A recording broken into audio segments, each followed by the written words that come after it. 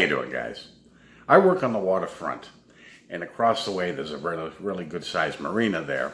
Nice yachts. On a couple of the yachts, they do have residents who live there. Now, there's this one couple that does come into the store. He's kind of a braggart, always talking. She is very quiet, very reserved. Didn't know them too well personally, but she started coming in the store on her own a few times, and talking to her, the guy's a first-class narcissist. Found out he had gone away. He was on a business trip out of the country for about a month. And the more she said about him, the more dislikable he had become. I mean, he was always a braggart, and she had never said too much while he was around, but now she started talking. So she's telling me all this crud about him. I'm like, so why the hell are you with this asshole? Well, she claimed she loved the guy. Okay, I didn't buy it. Through conversation, I found out they actually were not married, so I says, well, you want to go out sometimes? I got nothing to do tonight. And she's like, well, I really can't. Actually, you can. Oh, no, he'll find out. He's out of the country. He's never gonna know. Got to find out he was using his phone to locate her. So I'm like, leave your phone on the boat. What if he calls? You were asleep. Well, I talked her into going out one night, and, well, she was nervous the entire time. And after about an hour or so, she said, well, I really need to get back. Okay. A couple of times we had gone out, and each time we had gone out, she got a little bit less nervous, to the point where she turned out to be quite a wild one. She was a heavy-duty partier, and there was one night, I'm like, I had to rope her up and lasso her in and say, we gotta go. And she said, oh, no, I'm having fun. Okay. Well, as the month went on, she told me one day that he was on his way back. He'd be back in about a week. And she didn't seem too thrilled about it. And I said to her, smart alecky, I says, are you going to be happy to see him? And she's like, yeah. I didn't buy it because she wasn't. Now, she knew the day was coming where he was going to be coming home.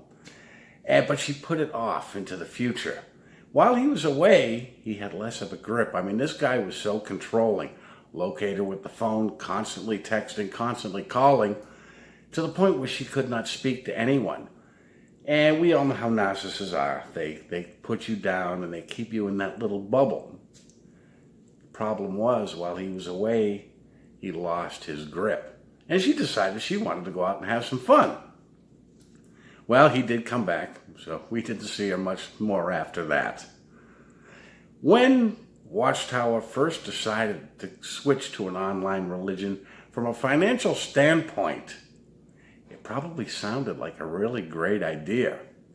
Unfortunately, they forgot what brought them to the dance to begin with. Let's face it, we all know now that the org keeps a tight grip on the rank and file. There would be no organization if they didn't keep a tight grip on those people. Let's face it, we all know the repetition, the constant bombardment, the ratting each other out. It all goes into one package. Jehovah's Witnesses wouldn't be Jehovah's Witnesses if they weren't totally controlled. So now, although from a financial standpoint it sounded like a good idea at first to switch to an online religion, they didn't think of one thing. You do away with the kingdom halls, do away with that overhead, you do away with the publications, you do away with the constant bombardment of their propaganda, and you loosen that grip. They never considered that. Well, about 2 years ago, they had a chance to test the waters. They had the pandemic, they had their Zoom meetings. Let's see how this is going to work. Now, at first, they're thinking this is our chance to do away with the kingdom halls. Many of them went up for sale. Many Jehovah's Witnesses were watching their meetings on Zoom, probably all hyped up at first, much like I discussed in my last video.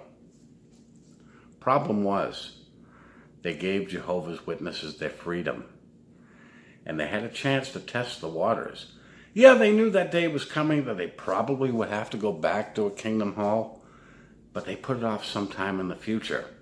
They put it out of their mind. The thing is, out of sight, out of mind, hits like a bomb. And that's exactly what happened. Well, now they're considering it. Now, in April 1st, I believe it is, they're going back to the Kingdom Hall, and many of them, regardless, they won't admit it, but they're not happy about it. Playtime is over. It's like the first day of school. You remember how it was? You play all summer. You know that first day of school is coming, but it's out of sight, out of mind. It's out of the way. Coffee, guys, sorry. They know the day is coming, but they don't think about it until it actually hits. When they know the actual date that they are going back to the Kingdom Hall, and now it's happened. Well, we have another problem now. The gas prices have skyrocketed. And now many of the Kingdom Halls that are sold, many of Jehovah's Witnesses have to drive many, many miles to go to their nearest Kingdom Hall. So now that they got that weighing on them, now they have to drive 100 miles to go to a meeting several times a week, out in field service. Well, those days are gone. Many people do not want to take their vehicles out in field service. They don't want to drive hundreds of miles away. And now Watchtower is realizing we lost our grip. They totally screwed up. That was something they never took into consideration. What would happen to our sheep if we gave them a little taste of freedom? You know what gets me is so many of Jehovah's Witnesses are willing to give up their liberties that they're not even realizing what it is. I mean, they'll live in countries where they have all sorts of liberties, but they won't fight to keep those liberties. And they don't realize freedom is a commodity that you constantly have to fight for. Well, many of Jehovah's Witnesses are now changing their thought process because they've had that taste of freedom. They didn't have that constant bombardment. They didn't have that constant being watched over, being spied on by other JWs, being watched by the elders. They had their taste of life for the first time, in many cases, the first time in their lives. So, are things changing?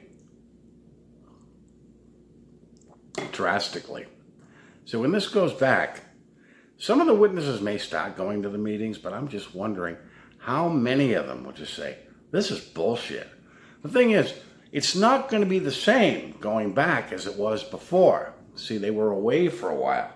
They've had a chance to clear their heads. So now when they see it and hear it all over again, they're going to be like, what the hell are we listening to? The same thing you've always been listening to. First class bullshit. Anyways, guys, that's all I've got for today. I'd love to hear your thoughts on it. I'll be talking to you soon.